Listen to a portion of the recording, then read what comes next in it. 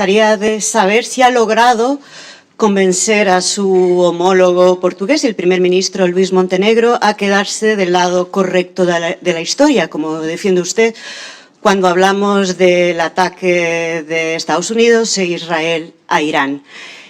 Y si, por lo menos, tiene la intención o la idea de que, como ocurrió con Palestina, que España estuvo como protagonista, si al final va a suceder lo mismo. Con el reconocimiento de Palestina, que además después otros países como Reino Unido, como Francia y también Portugal lo terminaron haciendo. Gracias por sus preguntas. En lo que respecta a mí, como comprenderá, la política exterior de cada país la decide cada uno de los gobiernos, y en lo que respecta al Gobierno de España, hoy, precisamente viendo las encuestas que salen en distintos medios de comunicación, pues es evidente que el Gobierno de España no solamente está del lado de la legalidad internacional, sino también del lado de una amplísima mayoría de españoles y españolas que se manifiestan claramente en contra de esta intervención ilegal. En nombre de la prensa española que cubre esta cumbre. Como estamos viendo, el conflicto en Oriente Medio ha protagonizado también buena parte de la cita. Donald Trump ha vuelto a insistir en esas críticas a España.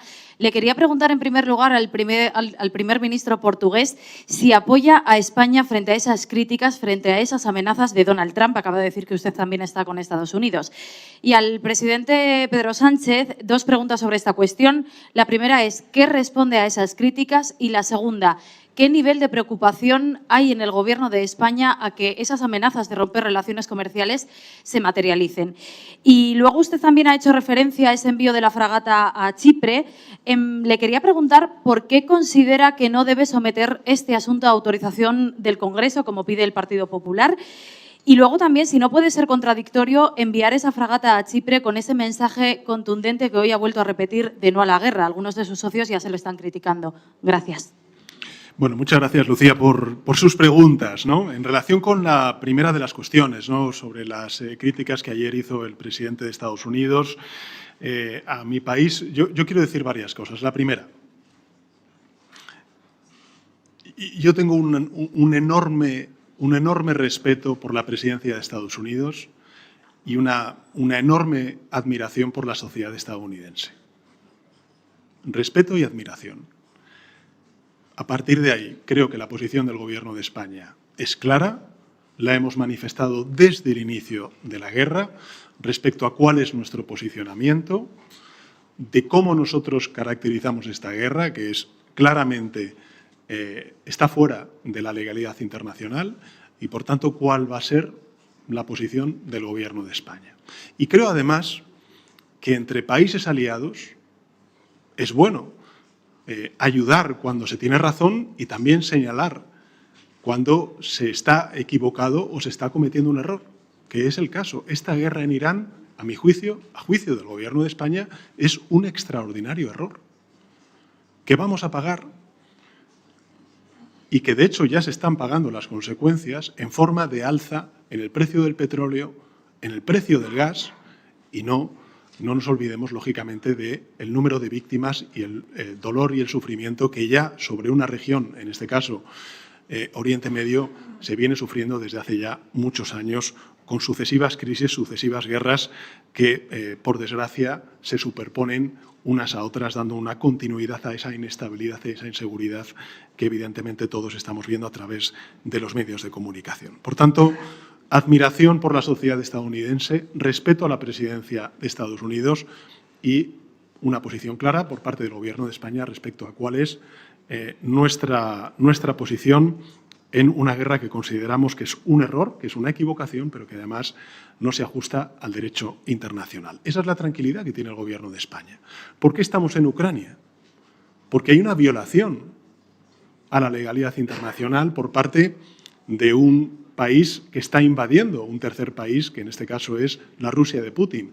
¿Por qué nosotros estamos a favor de la causa palestina y, por tanto, en contra del genocidio en Gaza? Porque hay un atropello, una violación flagrante del derecho internacional.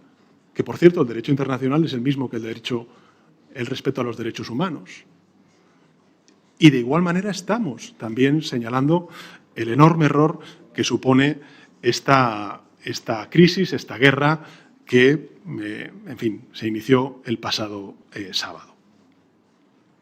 En segundo lugar, sobre la fragata que hemos enviado y el Congreso de los Diputados y demás. Bueno, si nosotros, en fin, estamos defendiendo la legalidad internacional y esa es nuestra tranquilidad, que somos coherentes en la defensa de la legalidad internacional en todos y cada uno de los conflictos que están asolando el mundo, pues evidentemente ajustamos todas nuestras decisiones a la legalidad nacional.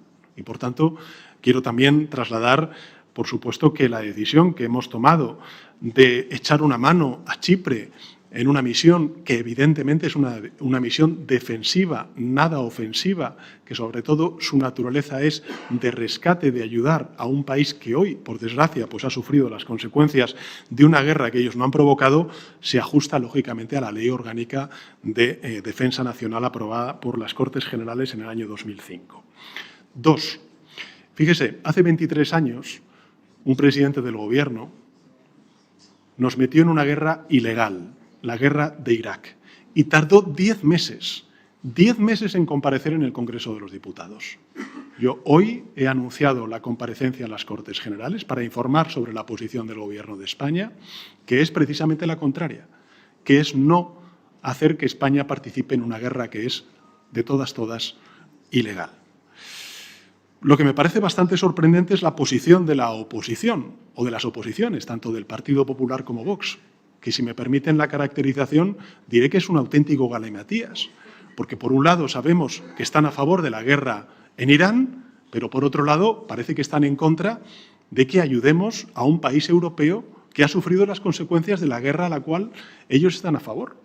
Por tanto, ese es un auténtico galimatías. Tendrán ellos que aclarar exactamente por qué apoyan la guerra en Irán y por qué se manifiestan en contra de que, a la petición que nos ha hecho un país europeo, como es en este caso Chipre, pues el Gobierno de España acuda en solidaridad, precisamente en una misión defensiva, ante las consecuencias de esta guerra que, desde luego, nosotros consideramos que es absolutamente ilegal. Por tanto, transparencia, rendición de cuentas. Lo he dicho en muchas ocasiones, soy el presidente del Gobierno en la historia de la democracia que más veces ha comparecido en el Congreso de los Diputados, lo voy a volver a hacer e, insisto, tenemos la tranquilidad, 1, de cumplir con la legalidad internacional, 2, que nuestra posición se entiende perfectamente, la entienden perfectamente y la aplauden y apoyan una amplia mayoría de la ciudadanía española y, en tercer lugar, pues que lógicamente cumplimos con la legalidad internacional, cumplimos con la legalidad nacional y, sobre todo, cumplimos con la solidaridad con un país europeo que está siendo víctima precisamente de una guerra que ellos no han querido y que, por supuesto, tampoco España quiere. Voy a intentar ahora responder a las preguntas que se me han planteado. Decir que nuestra amistad y cooperación con el Reino de España es total, primero. Segundo, reiterar que las amenazas y las acusaciones no nos parecen que sean el camino para relacionarnos entre aliados. Y, en tercer lugar, Estados Unidos sí pudo usar bases españolas para operaciones en Oriente Próximo y ahora no. ¿Qué ha cambiado y si esto es definitivo? Si este no es para siempre. Ya Estados Unidos nunca va a poder usar siempre que no haya apoyo legal internacional. Ha dejado sin contestar, perdón, presidente, el tema de las represalias. ¿Qué represalias, si tiene alguna información de que esas represalias de las que habla Trump son reales, represalias comerciales, si va a pasar algo, qué teme que va a pasar y qué información tiene? Y luego, estaba hablando ahora el primer ministro Montenegro sobre qué van a hacer en Portugal. El petróleo ya está a $90. ¿Qué va a hacer España? ¿Qué tipo de medidas están estudiando para un nuevo escudo social, para recuperar el escudo social que cayó en el Congreso frente a esta guerra y frente a la posible inflación? Y estamos en huelga. ¿Cuándo va a ser el homenaje de Estado a las víctimas del accidente de Adamuz? Si puede dar alguna concreción. en el interés de los ciudadanos. Entiendo que son las también del resto de periodistas que están siguiendo esta cumbre. Respecto a la primera, sobre qué ha pasado o no ha pasado, realmente, insisto, vuelvo a la consistencia, a la coherencia del Gobierno de España cuando hemos afrontado y hemos definido la posición. ante las distintas crisis, las distintas guerras que, por desgracia, ya tenemos que hablar en plural, que están asolando el mundo. Siempre hemos defendido el derecho internacional, siempre nos hemos puesto del lado de la víctima y, por tanto, hemos defendido los derechos humanos, ya sea en Ucrania, ya sea en Gaza, ya sea también la violación que a nuestro juicio se hizo de la Carta de Naciones Unidas con la intervención en Venezuela y ahora, por desgracia, esta guerra de unas consecuencias que empezamos a vislumbrar. Antes se hacía una pregunta respecto al alza del coste de la vida, pero no solamente desde el punto de vista económico o material para nuestros hogares, para nuestras empresas, para nuestra economía, sino también desde el punto de vista del sufrimiento y de potenciales en fin, consecuencias tanto en la seguridad como en movimientos de migraciones que hemos experimentado en otras guerras que han sido muy desastrosas para Oriente Medio y que han sido altamente inestables para las sociedades europeas. Y quiero volver a recordar, por poner esa analogía que creo que es certera, no en cuanto a la dimensión, porque Irán es mucho más, pero sí hace 23 años con la ilegalidad de la guerra de Irak que trajo las consecuencias que trajo y que resacas también de esa guerra pues han durado mucho tiempo. Si uno va a Irak hoy, se dará cuenta de que han tardado décadas en poder reconstruir su país y ahora, por desgracia, vuelven a sufrir las consecuencias de una guerra en un país tan importante vecino de Irak como es el caso de Irán. Y además aprovecho para decirlo, la disyuntiva no es si nosotros estamos o no a favor del régimen de Irán o no. La disyuntiva es si estamos a favor de la legalidad internacional y del respeto a los derechos humanos. Nosotros desde España, por supuesto, rechazamos el régimen iraní. Este gobierno es un gobierno con unas convicciones feministas profundas. Siempre hemos manifestado nuestra oposición a la represión del régimen iraní, de su población, particularmente de las mujeres y de las niñas, pero eso no significa que efectivamente se tenga que violentar el orden internacional, no consultar, no ya digo internamente, eso ya será la dinámica de cada uno de los países y sus democracias, pero al menos al Consejo de Seguridad de Naciones Unidas, como sí en cambio se hizo en otras guerras. Por tanto, posición consistente, posición coherente por parte del Gobierno de España. 2. Sobre las represalias o no represalias, las amenazas a las cuales usted ha hecho referencia. Yo creo que en la comparecencia que hice en el Palacio de la Moncloa antes de ayer fui claro. Dije que, en efecto, están los principios, están los valores, está la posición del Gobierno de España respecto al derecho internacional y eso está por encima de cualquier otra consideración. O sea que absoluta tranquilidad y, en todo caso, el compromiso por parte del Gobierno de España de que, gracias también no solamente a la voluntad política, sino al buen momento económico que está viviendo España, tenemos capacidad, tenemos margen financiero para poder articular medidas de compensación. 3. Sobre las medidas que podamos tomar. Bueno, yo creo que este es un Gobierno que se ha demostrado algo, Carlos, lo sabe usted, lo sabe la opinión pública, es un Gobierno contrastado ante crisis. Y aquí están algunos datos que me he permitido también traer porque intuía que podía ser una pregunta que ustedes pudieran hacer. Durante la pandemia, el Gobierno de España movilizó nada más y nada menos que 117.000 millones de euros. Por ejemplo, en ERTES, en ayudas directas a los trabajadores autónomos, en avales a las pequeñas y medianas empresas. Durante la crisis inflacionaria derivada de la guerra de Putin en Ucrania, movilizamos 45.000 millones de euros. En esta última emergencia climática que hemos vivido como consecuencia de las borrascas, como he dicho antes, hemos aprobado un Real Decreto Ley pendiente de convalidación, espero que no tenga ningún problema en el Parlamento Nacional, de 7.000 millones de euros. Por tanto, desde luego, este Gobierno está pendiente, está siguiendo la situación, está en contacto permanente con los agentes sociales para saber cuál es la evolución de las consecuencias económicas de esta guerra.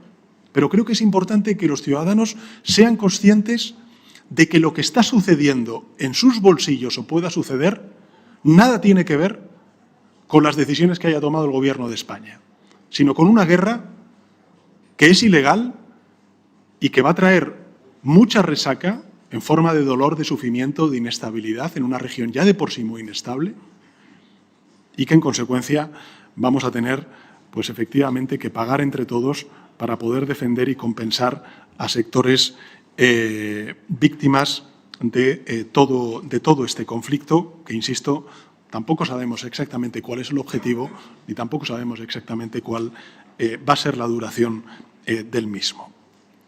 Sobre el homenaje de Estado, Carlos, usted sabe que el Gobierno de España manifestó nuestra voluntad de celebrarlo en cuanto los familiares de las víctimas y también las víctimas del accidente así lo consideren. Por tanto, absoluta disposición para poder celebrarlo cuando los familiares y las víctimas estén preparadas y estén dispuestas a poder celebrar este importante y necesario homenaje de Estado.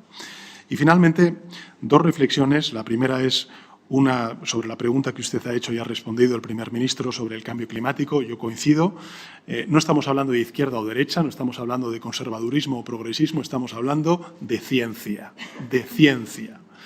Por eso he hablado antes de terraplanismo, no he hablado de otra cosa, salvo de estar con la ciencia, hacer caso a las advertencias que desde hace muchos años la ciencia viene trasladando a la opinión pública y a los gobiernos sobre las consecuencias de la emergencia climática y, además, desde el punto de vista económico, ser conscientes de que si uno no mitiga los efectos de esta emergencia climática, acaba pagando un alto coste. Lo hemos pagado en vidas, lo estamos pagando desde el punto de vista presupuestario, insisto, 7.000 millones de euros en solo estas semanas de borrascas que hemos tenido que afrontar en toda la península ibérica. Estoy hablando en este caso en particular en la cuestión de España y las regiones que han visto afectadas por estas tormentas. Y, por tanto, estamos hablando de eso, de ciencia. Y yo coincido con el primer ministro cuando habla de que mitigar y adaptarnos a la emergencia climática, es decir, seguir la senda de la sostenibilidad, es una de las principales palancas que tenemos de competitividad.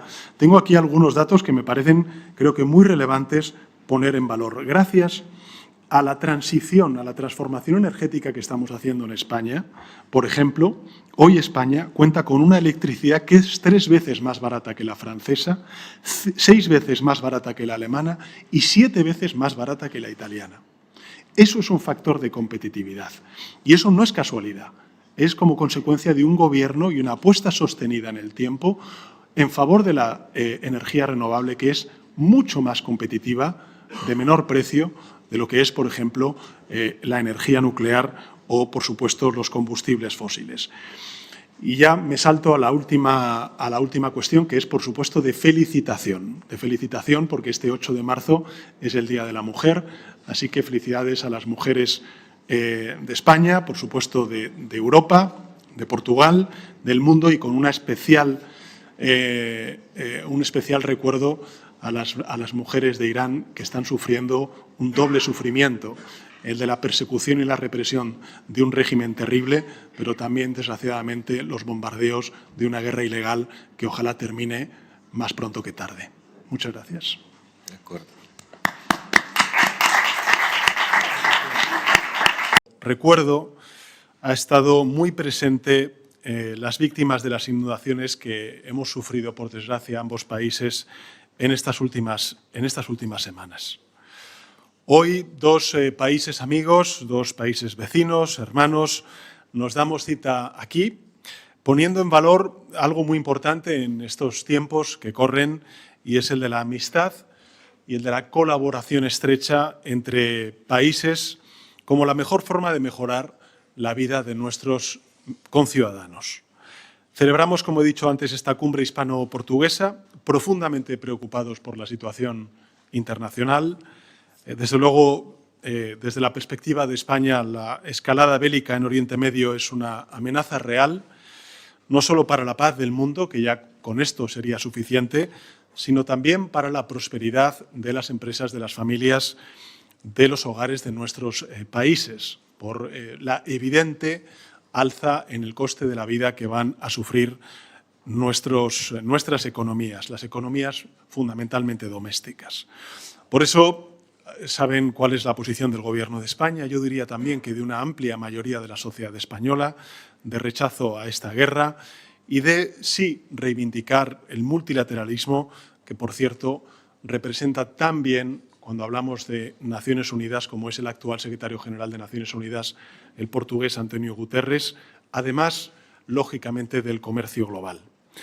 También decimos sí a ese vínculo transatlántico que españoles y portugueses compartimos, pero que también entendemos desde el Gobierno de España, desde la apertura, desde el respeto y desde la colaboración leal y en pie de igualdad cuando hablamos de esa relación atlántica. Un atlantismo donde el derecho internacional, las reglas, sean la columna vertebral y la cooperación y, por tanto, no la confrontación, el camino a seguir.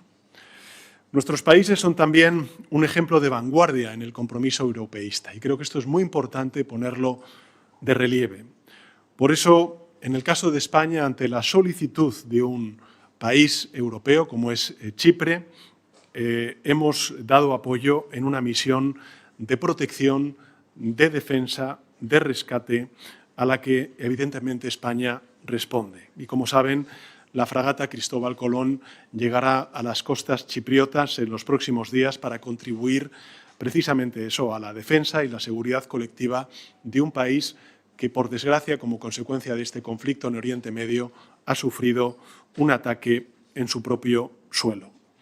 Y con la misma determinación que nos lleva a decir no a la guerra en Irán, pues evidentemente tenemos la determinación de ser solidarios y ayudar, echar una mano, en este caso, a un Estado miembro de la Unión Europea que es víctima precisamente de ese conflicto.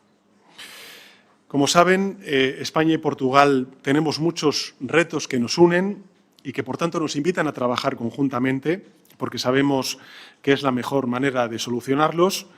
Y hoy, si hay un reto que nos interpela, que nos afecta directamente al conjunto de la península ibérica, ese es el de la emergencia climática. Hace más de 500 años, un portugués y un español lideraron la primera expedición de circunnavegación alrededor del planeta y demostraron que la Tierra era redonda, desafiando, por tanto, a los terraplanistas de entonces. Bueno, 5 siglos después, aquellos terraplanistas que cuestionaban a Magallanes y Elcano se llaman los negacionistas climáticos. 2025 ha sido el año con más hectáreas calcinadas por incendios en Europa desde que tenemos registros.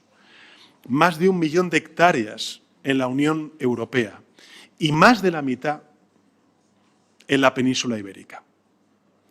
El mes pasado, la sucesión de borrascas que hemos sufrido, tanto Portugal como España, en definitiva la península ibérica, ha generado inundaciones históricas, víctimas mortales, daños materiales, que estamos ambos gobiernos teniendo, lógicamente, que responder desde el punto de vista económico. En el caso de España, como saben, hemos tenido que aprobar un Real Decreto Ley con una cuantía muy voluminosa de recursos económicos. Estamos hablando de más de 7.000 millones de euros para hacer frente a estas borrascas que han azotado España durante las pocas semanas que llevamos de año 2026 y que indudablemente han sido especialmente graves en el país vecino, en Portugal, y por tanto toda nuestra solidaridad con Portugal. Por esta realidad incontestable, Portugal y España hoy hemos sellado una alianza por la seguridad climática. Hemos firmado una declaración conjunta frente a la emergencia climática y vamos a fortalecer nuestra cooperación en materia de protección civil y también de emergencias. Pasando a otros asuntos que también son relevantes precisamente para luchar de manera anticipada frente a estas emergencias climáticas, quiero subrayar la cooperación que vamos a reforzar en el ámbito de la constelación atlántica, formada por 16 satélites de observación de la Tierra, que nos van a permitir, tanto a España como a Portugal, prevenir mejor las inundaciones que se puedan suceder, los incendios, las olas de calor que puedan sufrir ambos países.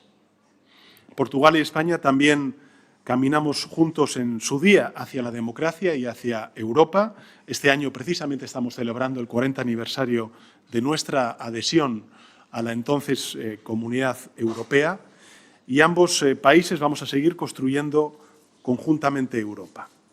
Para España, como saben, las recetas que necesita nuestra Unión pasan por una Europa más competitiva fundamentada en 3 pilares. El primero, la sostenibilidad y la descarbonización. El segundo, la inversión, por ejemplo, en más innovación, y ahí es donde creo que, en fin, este proyecto conjunto que tenemos España y Portugal de reforzar nuestras capacidades científicas, tecnológicas del Centro Ibérico de Investigación en Almacenamiento Energético son fundamentales, o también impulsar la coordinación de nuestras candidaturas para proyectos tan importantes como es el de la Gigafactoría de Inteligencia Artificial. Y finalmente algo que el primer ministro ha compartido conmigo en la reunión que hemos tenido bilateral y que me parece fundamental, y es vincular la cohesión con la competitividad. Y creo que esa es la aportación que los 2 países ibéricos vamos a dar en la negociación que se va a abrir este año precisamente para el nuevo marco financiero plurianual, es decir, los presupuestos de la Unión Europea, para entendernos coloquialmente. Porque evidentemente no puede haber competitividad sin cohesión y no puede haber tampoco cohesión sin competitividad. Eso significa defender la política de cohesión social y territorial, seguir reforzando la política agrícola común y también algo que tanto el Gobierno de Portugal como el Gobierno de España hemos compartido cuando ha habido debate en el Consejo Europeo, precisamente a propuesta del presidente del Consejo, otro portugués, en este caso Antonio Costa, que son las políticas de viviendas. La política de vivienda que también debe tener un ángulo europeo, con fondos europeos, para poder hacer frente a un reto común como es el de la imposibilidad de muchísimos ciudadanos europeos a acceder en compra o en alquiler a la vivienda.